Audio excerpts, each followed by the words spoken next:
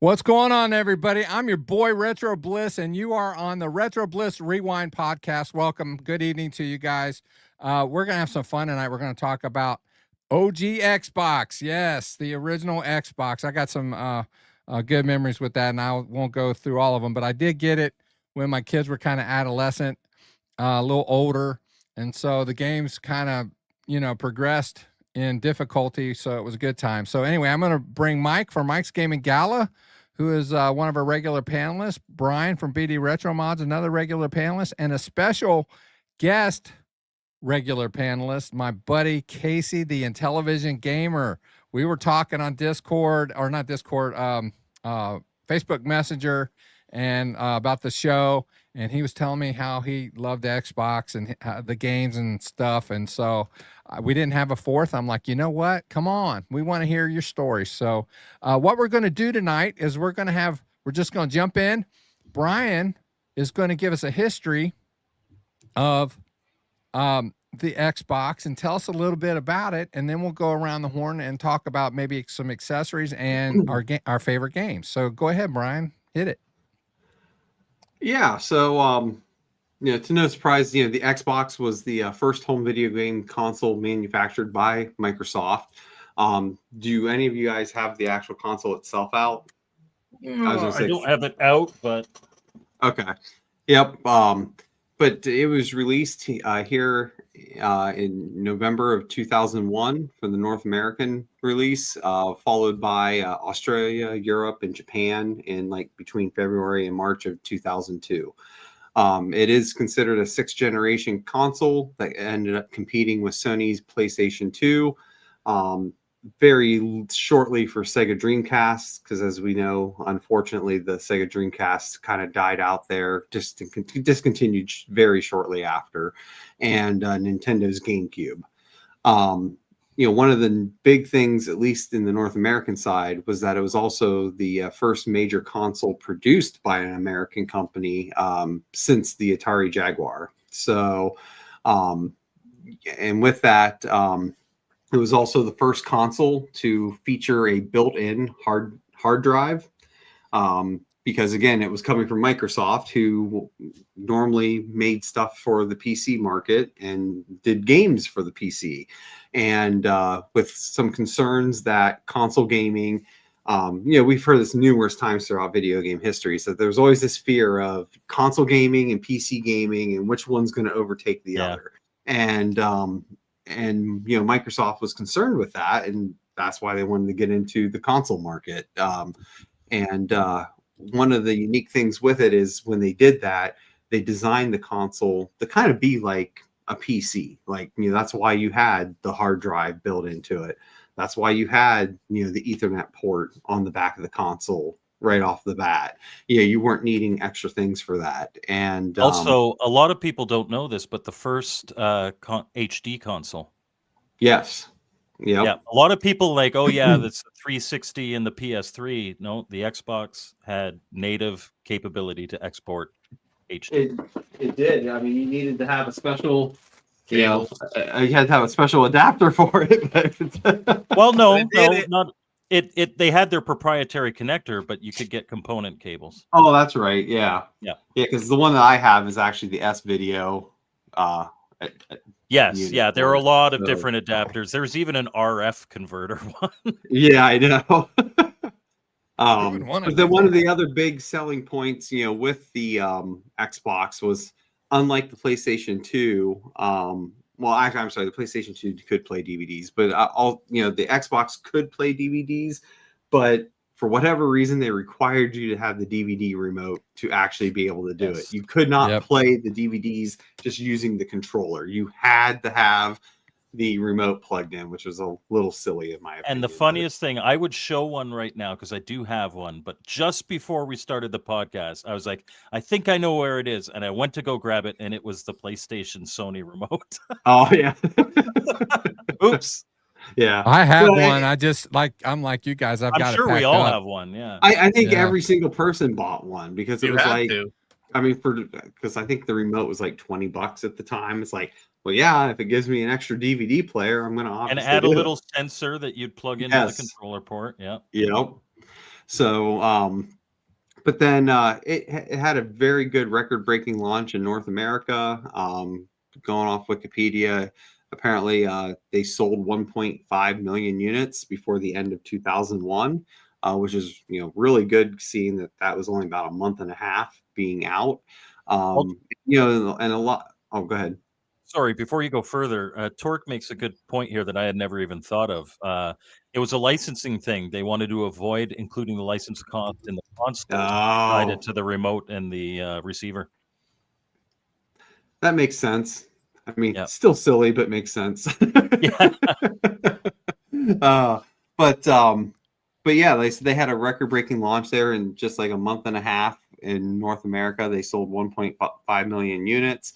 And a lot of that had to do with the popularity of a lot of the system launch titles. Because unlike, the Dreamcast that unfortunately struggled with some third party, they didn't have nearly the third party support like they had with the Genesis and so forth, that Microsoft was able to get, they didn't have everybody, but they did have a lot of good third party support. And they brought companies that were normally with the PC market, making actual stuff for the consoles. So, and like Bethesda and stuff. So, but obviously the launch game, some of the launch games that really sold the console was Halo, Project Gotham Racing, Dead or Alive 3. There was probably about a dozen or so games released at launch, but those were probably the most popular ones. The other ones that were out at launch was Fusion Frenzy, which I liked it. It was a fun party game. And Oddworld, Munch's Odyssey, Amped, Freestyle Snowboarding, Azaric, Bloodwake, which that was a good one, Nightcaster, which I liked, but I know that's not as popular. And then NBA Inside Drive, which I don't think I ever even played that one. So, well, and then eventually, and we'll probably get to this when we talk about the games, they got a lot of support from Sega and a lot of exclusives from Sega. Right. And that's the thing, like once the Dreamcast ended, they worked out because, which was actually my next point, because they were trying, which would have been so cool in my opinion. Microsoft was trying to get Sega the license emulation to where Dreamcast games could play on the Xbox, but that never ended up going through. However, they did do an exclusivity agreement with Microsoft where there was, I believe, 11 games that they were going to make exclusively for the Xbox, which is kind of cool because in some ways, there's always, well, what if there was a Dreamcast 2? And in many cases, the original Xbox kind of was. I mean, not fully, but the fact that Sega put so many of their popular titles as exclusives for that console kind of really showed that. So, it made it a lot easier for people to do things like Torque did. He had no intention of buying one, but just happened to remember the good old days when you walk into a Best Buy and you're like, oh, I'll drop a few $100 on a new console. Why not? Right. Nowadays, you got to take a second mortgage. I was on launch day. Oh yeah, no, I was one of the folks that got one on launch day. Like I was so excited to see that there was because again, after the unfortunate fall of Atari, it was just so cool to see there's another American company that's going to try to focus on games for our audience. Not that you didn't have games on other consoles for our audience, but it was going to be more of a focus and kind of blend some of those PC style games into a console format. So I just want to address Drunky Cheese here. The original Xbox was a tank. What are you doing to those things? Like there's that one big resistor or capacitor that you have to remove. Right. Because they leak, but damn, dude, what are you doing to your Xboxes? I was going to say original Xbox go bad. Xbox 360, yes. Yeah, 360 is a whole nother ballgame. It rings a death. The first model of 360 and the first model of PS3. I mean, what a terrible. Almost everybody I knew had either red light of death or red ring of death or yellow light of death. Mm-hmm. Somehow my original PlayStation 3 avoided that. and even my to this original day, it still Xbox works. 360 also avoided it. I don't know how. Yeah, I did not. Mine did have the You roll your dice. wins. Yeah. But then, like I said, they got that support, and overall, the console did well. Well. Now, again, most of that was in the North American market. They would go worldwide totals, because again, it would be discontinued between 2005 2006, depending on region. But the system sold worldwide around 24 million units. 16 million of that was in North America. But the crazy part with all this, and only Microsoft could do this, even though it sold well, it actually sold better than the GameCube, that they lost so much money on this thing. Like, they were selling that console at such a loss that when it was all said and done, during the whole market life of the original Xbox, Microsoft lost over $4 billion on this console. I mean, And there is no other Yeah. company that would be like, For "Let's Microsoft go at eat that 4 point in billion." time, it was just like, Yeah, right. It was nothing for them. But I mean, any other company, it would have folded under in months. I mean, oh yeah, that would have bankrupted pretty much anybody else. yeah, and they would have been like, "We are definitely not making another one." And as we know, that's not the case with them. So, But also, I mean, you can't, there's not many situations where you can be like, good job, Microsoft. This is one that you can. They, far from perfect, but they did it right. They invested in having the most powerful system, something. They invested in games, they invested in marketing like a buttload, and they put and they invested in what they thought the future of gaming was, with that Ethernet port and a live service that, like, it was the first live service to actually become popular. yes. So they did a lot of things right, and that cost them that $4 billion or whatever. Yeah, and that is the one thing I forgot to mention in the history, because it really was the first console to get online gaming right. I mean, Xbox Live was huge, when compared to everything else. I mean, such a big deal, especially by the time it got to the 360. Yes, but then of course there's the controllers and other things to talk about, but I purposely avoided that because we're going to talk about those here, I think, next. So. And Justin saying here that Microsoft was willing to take a bath on the Xbox because they wanted to prevent Sony from moving into the computer space. And that was certainly another thing to, like, you're going in and you're fighting the champs. It's going to cost you. Well, they had the money capital to do it, though. Yeah.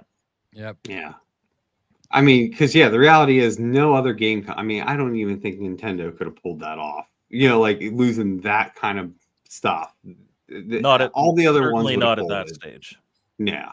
Even when they were number one, I don't think they would be able to take that kind of bath. Right. So it launched with, and there's already been a bit of talk in the chat about this. I didn't mind it, but I did kind of chuckle when I first saw the Duke, as they call it, the original Xbox controller. Duke. Yes. It is ginormous. It very much is reminiscent of like an evolution of the Dreamcast controller. It big, does. Yep. It's kind of wieldy. There's that massive logo there. It's just, I've got big hands. Casey mentioned that he does too. So like, I never had a problem with it, but the Xbox really came into its own with the S controller later. Yes. Right. And the S controller was designed more initially for the Japanese market, just because of the fact that it was doing so, bad over there ultimately, that then they kind of revisit, which then once they did that, they brought it over here for us to use. And, I'm torn with it. Like, I think I don't mind the Duke. You're right in the sense that it's somewhat reminiscent of, the Dreamcast and a little bit of how that was. I don't know. I kind of laugh in the sense that I don't know what it was with American companies feeling, though, that they had to make their controllers so ginormous. Because, again, you think about the last American company that actually had a home console prior to this. Let's talk about the Atari Jag. So, and we all know how many people love that controller. You know what I mean? And it's just like, I don't know what it is. There is something else to it. I remember part of the advertising for the Genesis was that it had a big controller. It was for adults because it had that big 3-button controller, right? And then what's the controller that everybody prefers now? It's that small 6-button controller. It's just so it was. Go ahead. Well, I was just like, it was a thing outside of just North American companies. Yeah, but to me, what led up to from that to what we have now, the Xbox controller, the base layout and the feel and the playability of it, I prefer over any controller. Unless I'm playing a 2600 game, I definitely have to use a CX40 or a clone or something. But other than that, if I'm emulating or whatever, if I can use that type of control, that's the hot ticket. I prefer that. Yeah. Well, yes and no. I mean, I think, again, because this is on original Xbox, the 360 is where they really got it, I feel, right. Yeah. And then, although this is what led up to it. Yeah. The biggest difference, really, there are some small layout differences. For instance, your select and start here go back to where they belong by the time the 360 comes out. Yeah. But the white and black buttons, I never really understood that. I understood that it was so that you'd have 6 buttons here, kind of like a 6-button Sega controller. But the placements were horrible. The placements were bad. You're going to press A and you accidentally hit black. Yeah. One thing. Sorry, go ahead. Oh no, I was just gonna say because you try to play like the like fighting games, like the SNK games, the Capcom games that were on the console. I mean, this layout was just not good for that at all because of the way of like now if those white and black buttons were maybe like right here, like they going in the same, going down in the same angle, like I think it would have been better. But even like with the S, I think they went too far low. You know what I mean? Yeah, like, because there isn't enough edge here. Right. And I don't know. But it is interesting how much, though, the Duke is reminiscent of a Dreamcast controller, even with having the trigger buttons in the back, you know, and everything. I mean, it does seem like it was modeled a lot off of that. And I do, like others say, like before you move on, I did want to say there are 2 features that Xbox brought in that have become pretty mainstay standards that are absolutely phenomenal. First of all, the analog triggers. As a fan of racing games, and people are like, oh, the PS3 had sensitive buttons, so if you press the button lightly, it's not a trigger, man. Like, stop. Not the same. And then even when it got to the PS4 and they had the little flipper things, it's like, no, sorry. Triggers are where it's at. Give me the triggers. But also your analog joysticks. This was the first controller that you could press them down and they were button presses. So, and that's become a mainstay. Like if you want to run, you press down and you move forward in like a first-person shooter or something. Yeah. Well, and again, and just them where they place the analog sticks, because I prefer this over PlayStation. Ever since this came out, this has been the offset sticks has been my preferred play method. I know people who swear by the side-by-side sticks, but like Casey had said earlier, I've got big hands, and if I've got both sticks in the middle, sometimes your finger moves up and it's on the ball of your thumb, and then you're hitting yourself, and it's like, no, it never happens here, and my hands cramp up less. And another thing too is that your thumb is a lot lower on both of them, so it can be a little bit more awkward to hold, especially if you have big hands. So those sticks on the bottom, I mean they're playable. I like them, but I prefer the Xbox style. Yeah. And I will placement. I will totally agree with Social Gamer here. Xbox has never, like, the Xbox One controllers aren't bad D-pads, but like the 360, even the 360, the Duke, and the S, none of them had good D-pads. They're mushy. They're way up high off of the circuit boards, so they have more movement to them. Well, and again, I think a lot of that is because no one was allowed to duplicate Nintendo's design. Yep. I mean, so and now with the Xbox One controllers, you can. So you've got like a proper right. That's why. Yeah, because it's like that. Yeah, I forget what. But the patent they had expired. the patent expired. So like it was one of those where, I mean, that's why like even regular PlayStation and stuff. That's why you had the D-pad the way it was, because no one was allowed to copy that. Mind style. you, and I'll bring this one up, which everybody in the green room laughed at me. Mad Catz normally sucks. They, for some reason, made really good original Xbox controllers. This feels like it doesn't feel flimsy. I've never had a problem with any of the analog sticks or buttons or anything. But you'll notice here, they've got a Nintendo-style D-pad. Yeah. It's not. It's not exact. No, it's not exact, but it's that cross D-pad. Yeah. Which says to me, Microsoft could have did it. Could have done it. Well, and they got a little better with it on the S model, but it's still not. It's good, still mushy though. Yeah. But also, in fairness, it much more reflects a Genesis style D-pad. Right. Like a Sega style D-pad. So yep. That's true. But yeah, I've got tons of Mad Catz. Like, you buy a lot for any system, there's going to be like 5 Mad Catz controllers in there. This is the only one I swear by. This thing is a tank. It's the only quality Mad Catz product I own.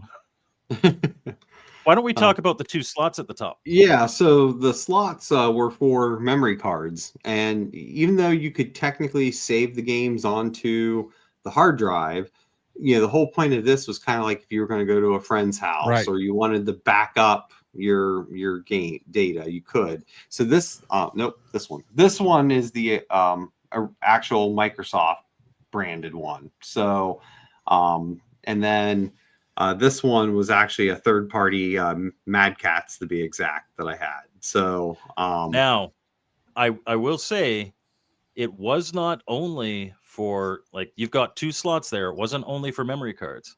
You could also plug your headset and mic into here. There were some other accessories too. I'm not sure what all of them were, but I know specifically for live gaming, you could plug a headset into these. They're really just expansion ports for your controller. Yep.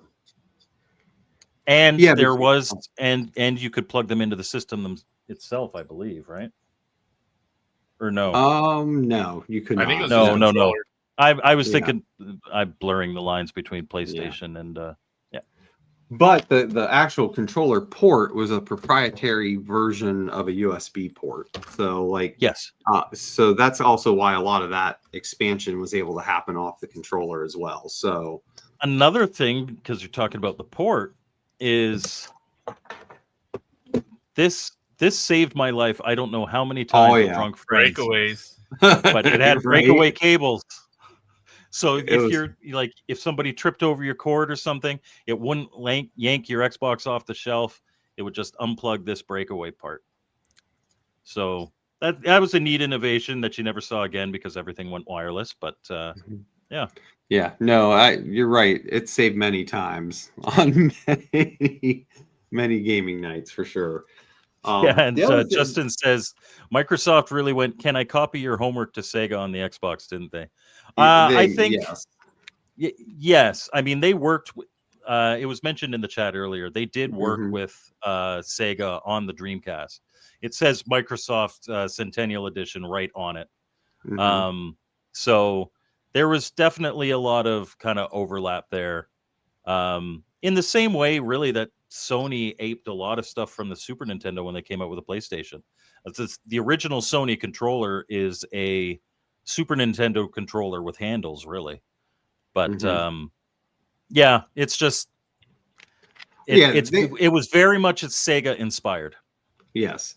And again, to Mike's point, and a lot of that I think had to do with the fact that they kind of worked together on the Dreamcast, because they put that Windows CE in there, so that way there was a better possibility of porting PC games over to that console. So, and again, I think you saw a couple games actually built off for Windows CE from that, but I don't know which ones they were. There wasn't like a ton, but there was some that utilized it. Now, the one other thing I want to bring up, because I remember it being funny, is that, and I don't know the whole backstory, so if the chat remembers, let me know. But this is a unique power plug for the Xbox, because there was a failure issue with the original one, and I remember having to send something in the mail to get it's got a surge. It has a surge on it and everything. It's got a surge on it. And again, I think it was only for certain model Xboxes, because again, mine was a very original day one Xbox, but then there was some hazard or something with the power plug that was with it, that then you had to do this mail order to get a replacement. And it's just funny because, to your point, it has like the little surge on it and everything else. So I have a bunch of those that I acquired after my original Xbox. I didn't get mine until about a year or two after. It was the last console I ever got as a Christmas gift from my parents. And I was already moved out at that point, but they bought me an Xbox. And so I didn't have that. I had the regular plug, but I always wondered where those came from, because I never remember seeing them in stores. Yep. So that was a mail order for like. It was a mail order. Yeah. First I've seen those ever. I didn't even know that was a thing. Yeah. I had one too, but I don't even remember how I ended up with it. You see them like if you buy a used Xbox, you see a lot of those. Wow. And quite often they don't work. Yeah.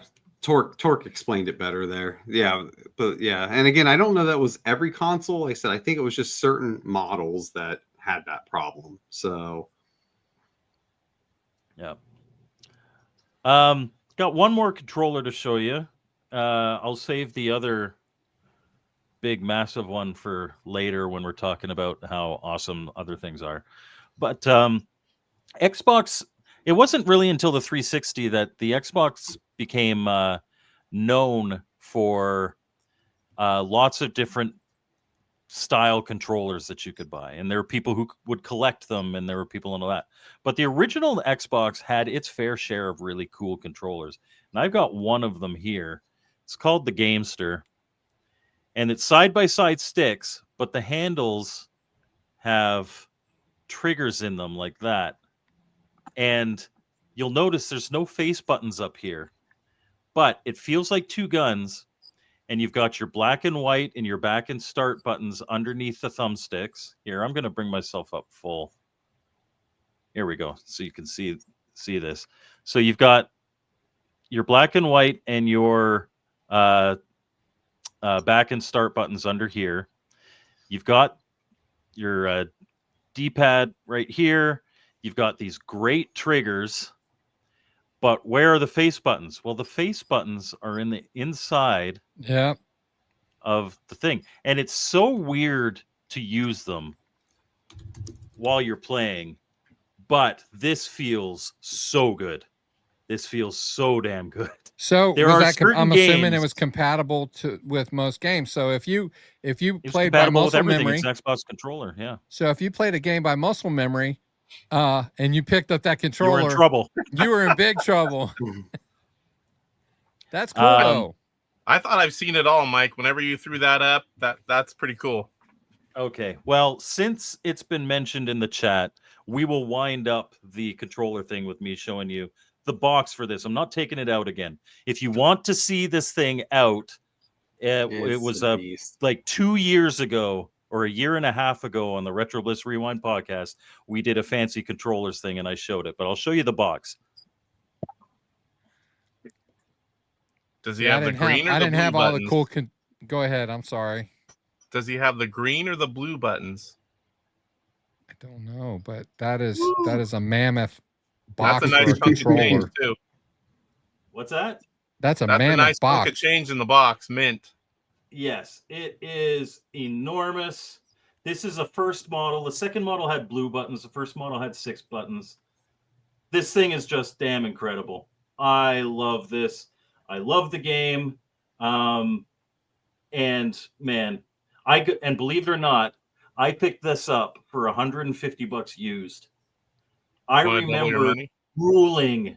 I was in college when this came out, and I remember drooling and just, man, I wanted it so bad. And I couldn't believe that I eventually got it.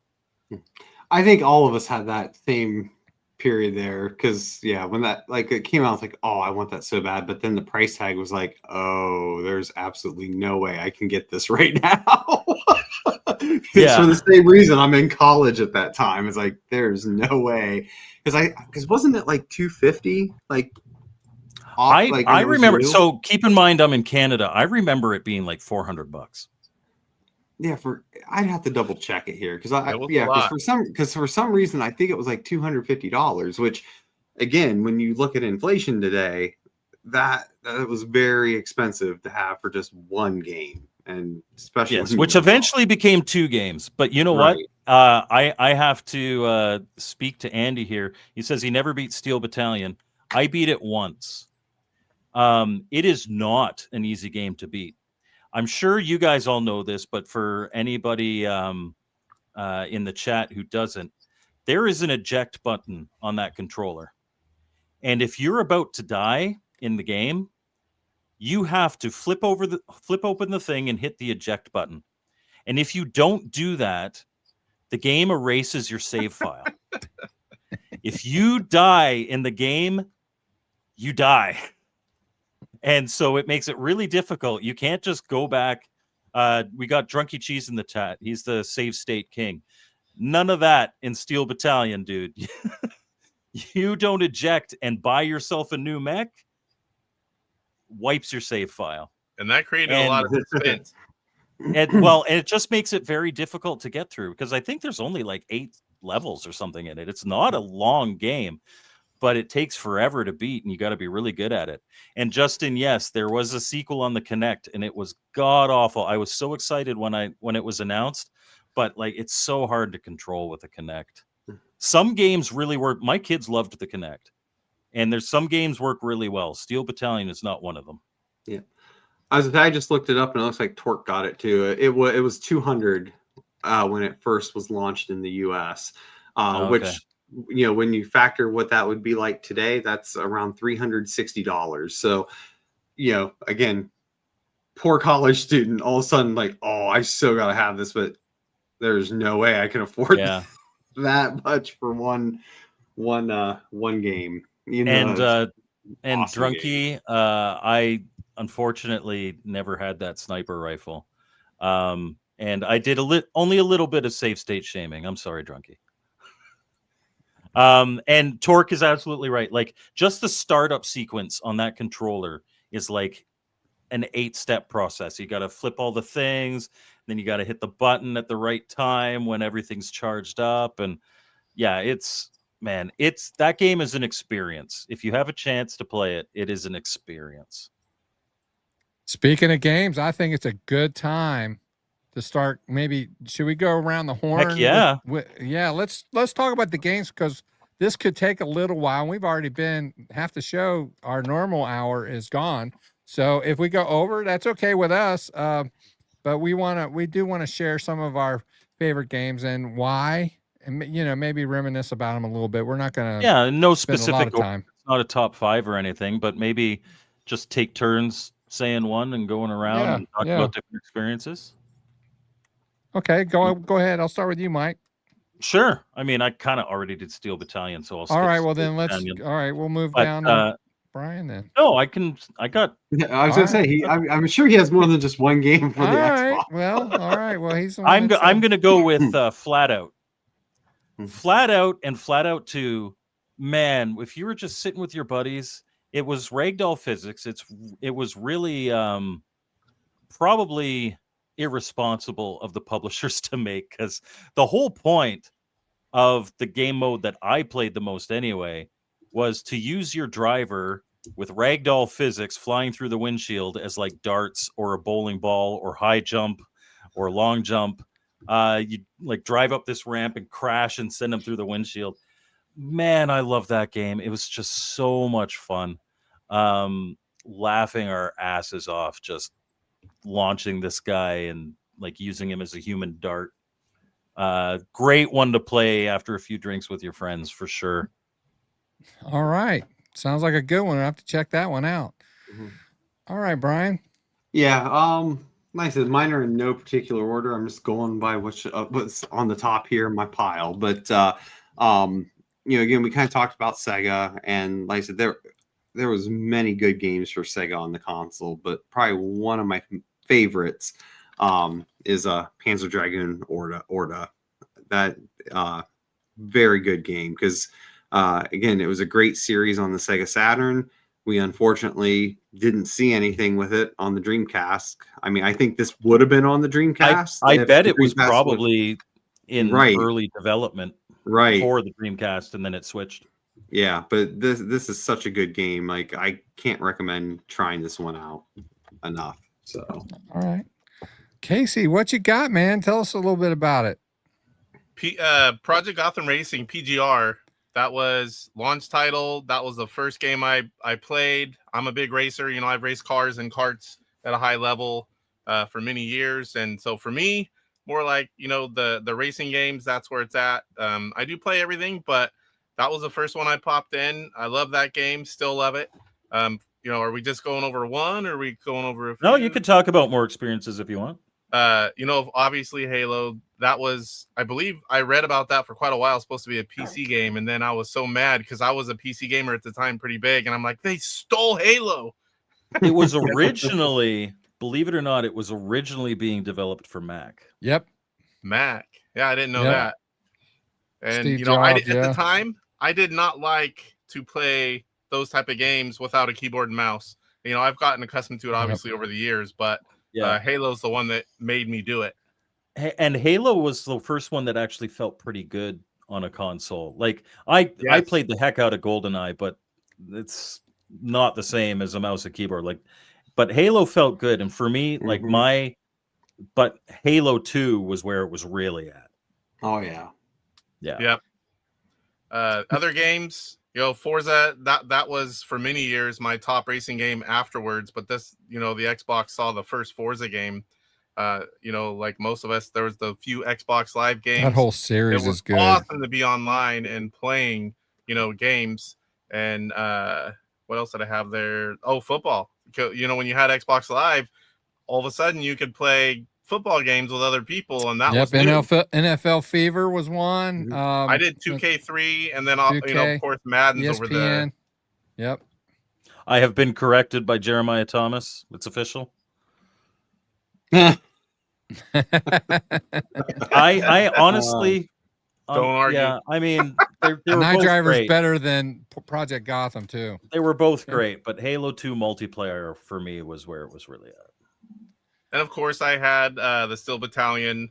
I didn't play it a whole lot back then, but I love that whole sim feel. You know, it felt like a PC thing to me at the time. Oh yeah. Those are some good games.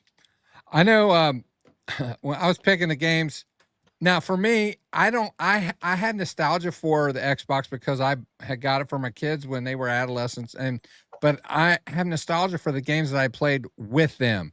You know, are they like Andrew, my oldest? He loved Halo, but he played it by himself. We had one Xbox, and he just played. You know what I mean?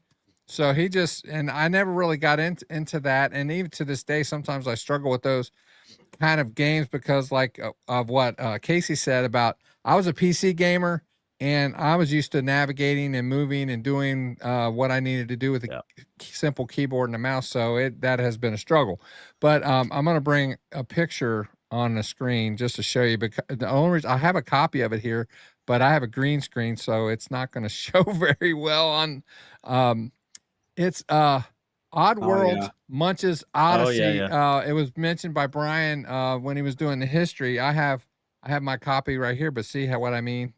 I got the green screen. There's so much green on it. But it, it's kind of Munches was a kind of a morph between an insect, an amphibian, and some kind of monster, and all these other characters in there were similar to that. And you just it was just fun to walk around and do the little things that you did in the game. And I don't even really remember everything about the game, but I know that it had such an impact that when I got my Switch, when I was looking for games, there's a version for the Switch now. So it's they have all the Oddworld stuff on the Switch. Yeah. So it was a pretty cool, and I liked it. And then since we're kind of going over multi, more than one, I guess. The Project Gotham series, there was a Project Gotham and a Project Gotham 2, I believe. Those were the two for the Xbox. And the Project Gotham series is great. I mean, it even bled over to the 360, and I don't know if there's one for the Xbox One or Xbox Series X. I'm not 100% sure about that. But racing, I think there's one for the Xbox One at least. Okay. And then there was a game. The rest of them are pretty much like driving or you're in something. And this one has a little bit of green in it, but I'm going to go ahead and show it what I can. It's called Freestyle Metal X. Oh, okay. And this is a BMX. I was wrong. Project Gotham Racing ended on the 360. So. Okay. I thought there was one on the Xbox One. I was wrong. Okay. Forza became king. Mm-hmm. And then I couldn't find my copy. I've got somewhere. Was Star Wars Episode 1 Racing. I loved that on the N64. I hate the prequels, but that game is awesome. Yeah, I played that a lot with the kids. And then the last one that I got, and the reason why I picked this one is because of not only because I played it, I have a little bit of memory, but I played Mech Warrior on the PC. I loved Mech Warrior on the PC. So Mech Assault. And it's very, very similar to Mech Warrior. And I just love this game. And like Wouldn't I said, it be great if somebody altered like all mech games on the Xbox to be able to be played with the Steel Battalion controller? That would be perfect. Yeah, well, what was nice about that Mech Assault too, because that was one I enjoyed. It did so well with the Xbox Live because that was kind of more of a arcadey style Mech Warrior, and just being able to play on Xbox Live against other people. Just that game was so much fun at the time. Well, that was the big appeal about Mech Warrior on the PC was the multiplayer. Yes, because I had a LAN. I had a LAN in my house. I had 3 computers all networked, old school with the network cards and the hub and everything, and configure the IP addresses. That's fun to do. But it was and then worth you just it needed because some friends. If I had some friends, I'd been able to do something. No, I worked at night at the Postal Service at the time, and my buddies, we'd work 10 hours at night, and instead of going home and going to sleep, they'd all come over to my house and we'd play until 1 or 2 in the afternoon, and then we would get maybe 4 hours sleep and then go back to work. But it was worth it because we just had so much fun with that. But the thing of it is, like I said, that's what made Mech Assault so cool, was because it reminded me so much of that, and the graphics were good and everything. So anyway, that's I blew my wad. I'm done. Okay, well, I got a little more wad. Yeah, I was gonna say I do too. So whatever. I'm gonna say the Burnout games. Yeah. Like I love me some good arcade racers. So the Need for Speed games on the Xbox and later the 360. I think Most Wanted is probably my favorite. I believe that was on both. I had it on the 360, but I have it now on the original Xbox as well.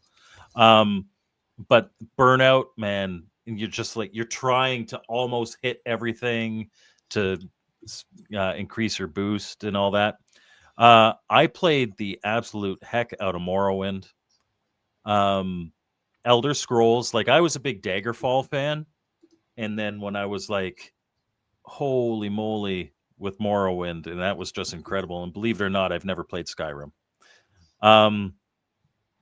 But one game that surprised the heck out of me when Pirates of the Caribbean came out, the very first one, Curse of the Black Pearl, there was a game, and I was like, oh, movie tie-in games always suck, and all this. Pirates of the Caribbean, Curse of the Black Pearl on the original Xbox is a phenomenal pirate game. It has nothing to do with the movie whatsoever. The whole thing, and I found this out after, is the game was done and was going to be made under some lame name that nobody would buy. And then this movie from Disney comes out and they license and slap the title on it.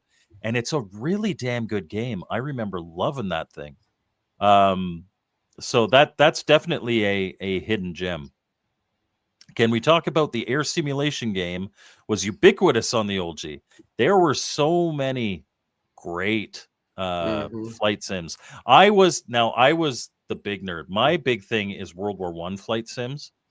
Red Baron 3D, Blue Max, all these. And so I those had kind of games that, yeah, you don't need a manual that's this thick to play, but yet you still have that flying experience. You kind of do, because everything's mapped to keyboard controls.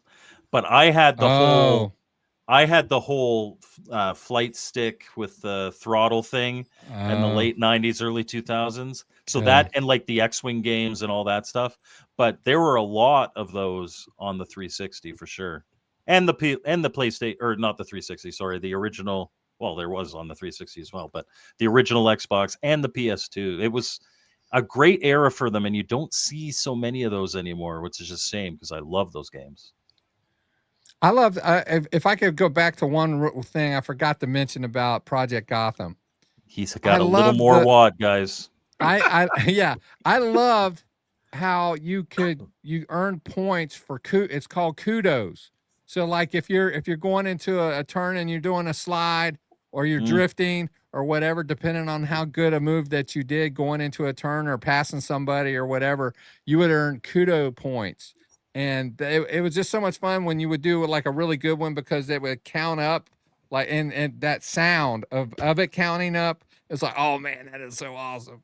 It just, that brings us back memories. That's just something I just remembered. I gotta say to Jeremiah here, if that happened to me, I would have cried. I mean, I've already said on the podcast my Max Payne story, where my now ex-wife, whom I was dating at that time, totally my fault, but I was like, oh, check out this game. And I had only been using the autosave, and she played the first level and it autosaved and erased my game. And I never went back to Max Payne. I loved that game too. It was so good. But whenever you lose something that you've invested a lot of time in, it just hurts. And then you got to walk away. All right, Brian, I know you got some more. Yeah, like, again, I don't have them all here with me, but like some of the ones I just remember enjoying. And like when I say some of these, like, I don't know that they've really aged well. I mean, but like Bloodwake was really fun. I enjoyed that one a lot. Nightcaster, I liked the first one, but didn't like the second one as much. But again, it wasn't a bad game for its time. Another one that I know wasn't overly popular, but I liked, but I never got to finish it because little story with it. But Azric, I thought it was a good 3D fantasy platformer, and again, like we were able to control different elements and which change your weapons and stuff. And but I was using like cheat codes to be able to save anywhere, because like normally you could only save at certain spots in the game, but there was like a cheat code you could do to be able to constantly save. And like I was at the very end of the game and I fell through the map. And since I had the save feature like that, it completely killed my game. So I was not, so to the point of others, like I was probably a good 30 hours into the game. And then when that happened and I couldn't go back, I'm just like, yep, I'm done. But again, it wasn't a bad game. But I know it wasn't as popular. But cheat codes so you can save anywhere. Evil is intrigued. Yeah, right. Like I said, it was something I was doing to be able to, like I said, be able to save at any point, and it ended up screwing me over because, like I said, I ended up falling through the ground, and yeah, it just completely messed up the game. But the Kingdom Under Fire series, I liked that. Again, the first one I kind of liked better than the second, but again, that was a unique series that kind of was Dynasty Warish, Warrior-ish, Okay. if you've ever messed with those. Again, I'm a big Batman fan, so like these two games, which is funny, I still have my EB. This is my original copy that I bought, so it's funny I still have the EB game sticker on it. But both Batman Vengeance and Batman Rise of Sinzu that I thought were both fun games on it. I gotta before you move on from Batman, I've got to find the comment. Maybe I missed it. Drunky Cheese had said it's like he thought Project Gotham was a Batman. Right? They fooled him. They fooled him, Larry. It is confusing, but yeah. The name is like, what's Batman got to do with this? Batman's racing the car. Mm-hmm. But then another one that was good was Buffy the Vampire Slayer. Like I really enjoyed that game when it was out. Again, I mean, it's like an 3D action platformer. Now, again, I don't know that it would play well today, but again, at the time, it was fun. Go through here a couple more. I've got, while you're looking for your next one, there's one that I forgot. It's a total hidden gem, and I had it, and I think I sold it way back in the day. I don't know if I still have it, but it was a chariot racing game. It was a racing game, but you're in chariots, and you can unlock chariots, and one person in the chariot is driving it, and the other person is fighting the other chariots. But you control both with your different thumbsticks and stuff like that. I know what game you're talking about. I can't remember the name of it. I think it's just called like Chariot Race or something. I don't think it looks like the lowest level kind of thing, but you can like unlock where you've got like a Minotaur on your thing. And like when you're taking a turn, you actually have to lean your guys over in the chair. It was a great game. I want to play some Xbox now. Oh, so like Chariots of Fire. So there it is. I think it was Circus Maximus, maybe. I'm gonna have to look that up. But yeah, I'm gonna put them both up. The Dark Alliance series was a lot of fun on the console.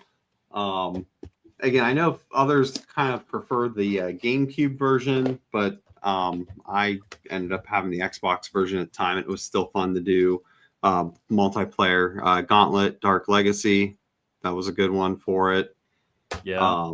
And then the last couple here, of course, Conquer Live and Reloaded. I mean, that was a fun one at its time. And then I'm gonna put both of these up together. But the one was a exclusive, Dungeons and Dragon Heroes. Again, fun platformer, 3D platformer based obviously on Dungeons and Dragon universe, and it was a real fun game, and it was multiplayer. You could have up to 4 players, and it was even published by Atari.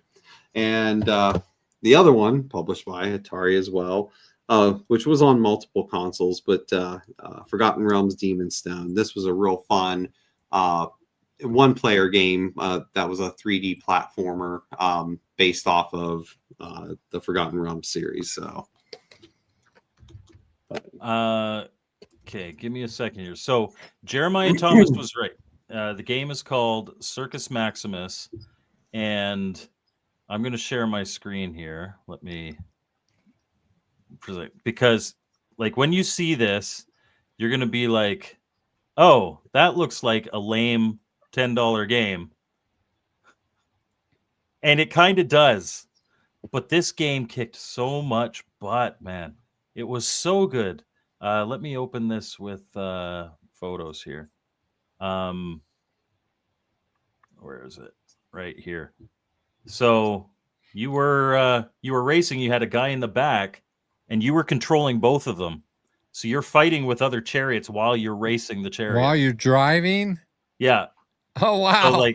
So here's the health of your chariot. Here's the health of the guy in the back, and then you've got your pace. And if you're going too fast, it might be okay on a straightaway, but if you want to turn, you're going to roll your chariot and lose the race. So you've got to keep your pace in that perfect little area. It was such a good game.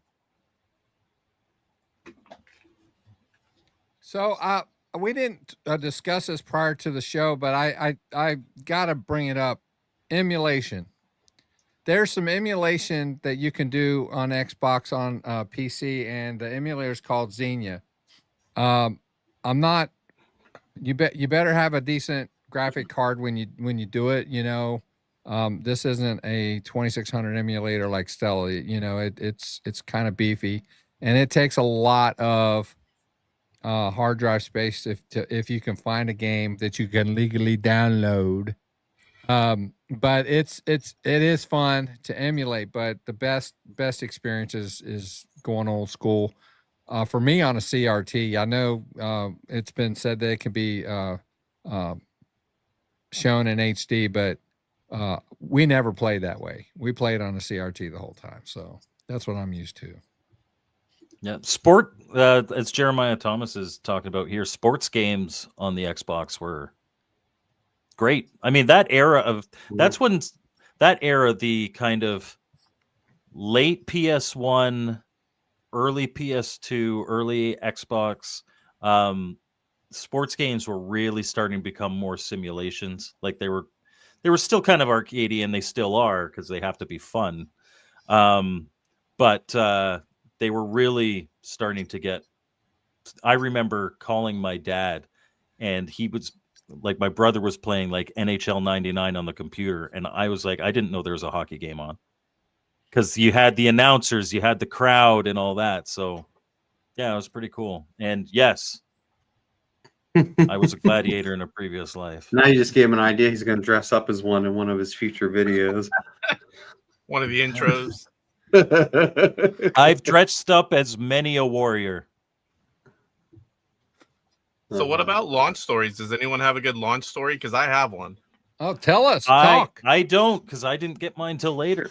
Please Let's do. go. So I was there at Best Buy. I think Best Buy had only been open like a year or two here anyway, whenever I went. And it's the only time I've ever done this. There was 4 of us, and people camped.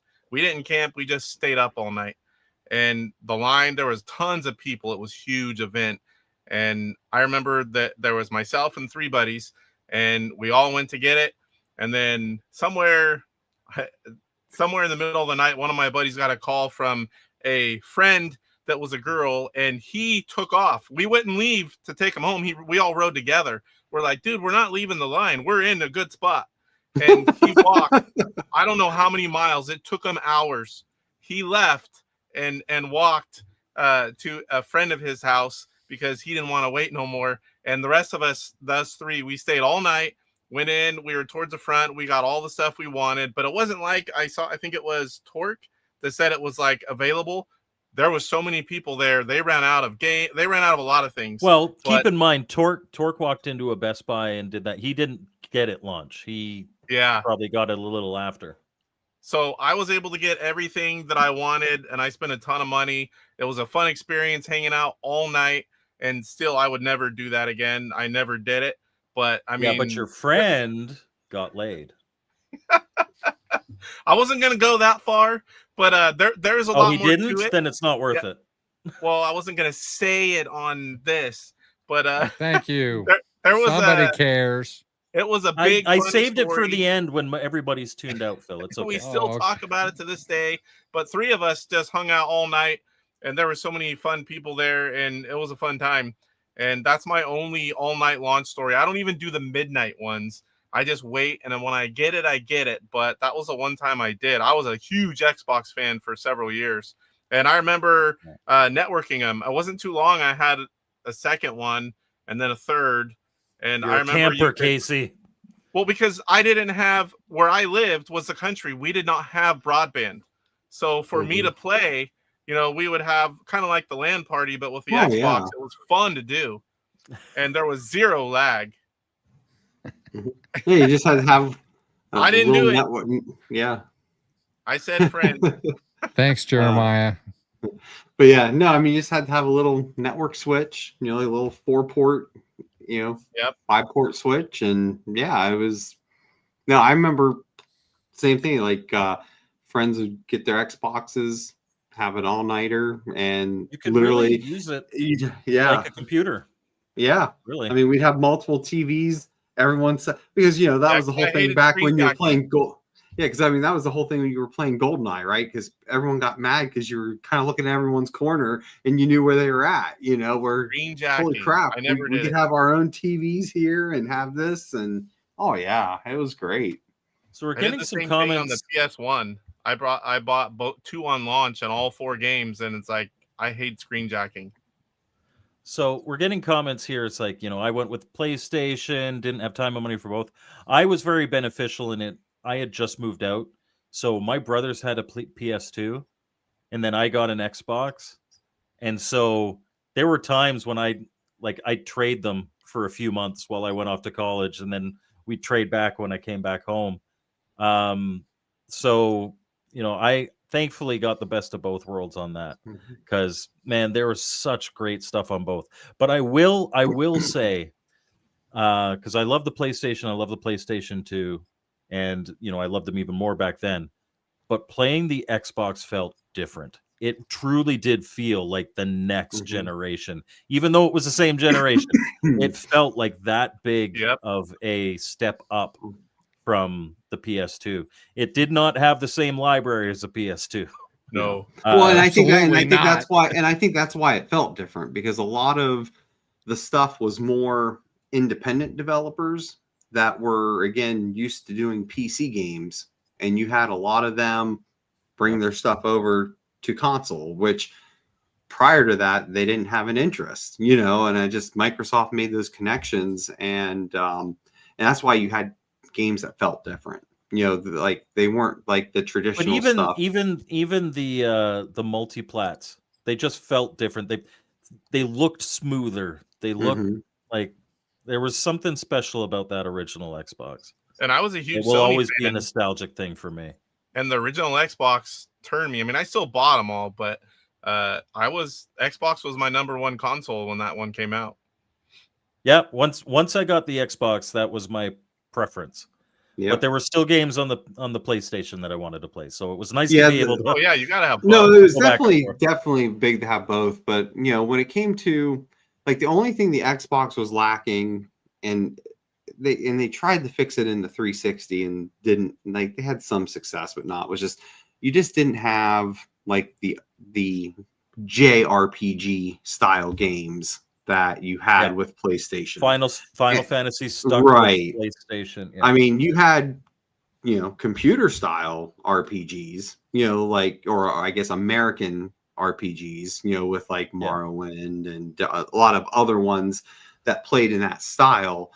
But if you were a fan of JRPGs, I mean, that's where the Xbox was severely lacking, because they just could not get those developers to put anything on it. So yeah. Well, which honestly, it wasn't until the 360 until you finally started. I know this probably really hurts a lot of big RPG fans, but at that point in time, I kind of retired playing with any regularity JRPGs after Final Fantasy VII. I didn't have time. I know that hurt a lot of people, because there's been some great ones since, but yeah. This is the end of the show, actually, probably. Yeah. I was going to say, I think it's about time I'll have to watch it back to hear all about the Xbox. Yeah, but before we leave, we can't have a Retro Bliss Rewind without having a shameless plug. Okay? Oh, yes. We got to have a shameless plug, because our buddy Brian Ditfield of BD Retro Mods is going to be in Pittsburgh. Is that right? You going to Pittsburgh? Well, I will be, but even before that, I will be at the Cleveland Gaming Classic this Friday, Saturday, and Sunday. So where I'll have my what I kind of dub as my BD Retro Mod experience. So I'll be there with a free play area that's going to be showcasing a lot of my different custom controllers, and even some that are unique to that experience that were just kind of like proof of concepts. And And one of the changes from last year of doing it is I'm going to try to have more homebrew independent games on play using those things, and it's going to be a good time. Now, I'm sorry, go ahead. You know what I'm thinking? I'm thinking a BD Retro Mods Steel Battalion controller for the Atari 2600. Oh. And Sam, we're old enough. We're all in our 40s, 50s, and actually one of us is 60. Woo! Well, so I know the dates of Pittsburgh. It's October 3rd, 4th, and 5th. I believe it's the 3 days. When is it this weekend? You're in Cleveland?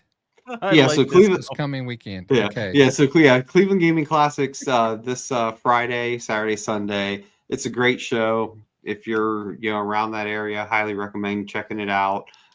Nice. And but then yes, I will also be a guest at the Pittsburgh Gaming Expo, which is October 3rd through the 5th. So which I'm hoping to be at. I am hoping to be at. I can't guarantee, but it's actually, it looks before the show I wasn't real confident, but now I'm kind of. So Sam, if Phil was an early starter, I could be his son. Woo! Yeah, I was 16 when he was born. So, yeah, I will be 44 in actually I'll be 44 next week. Also, a week I'm and a day more away, than 16 years older. Yeah, 24th. The drawers I'm wearing are older than that. Okay.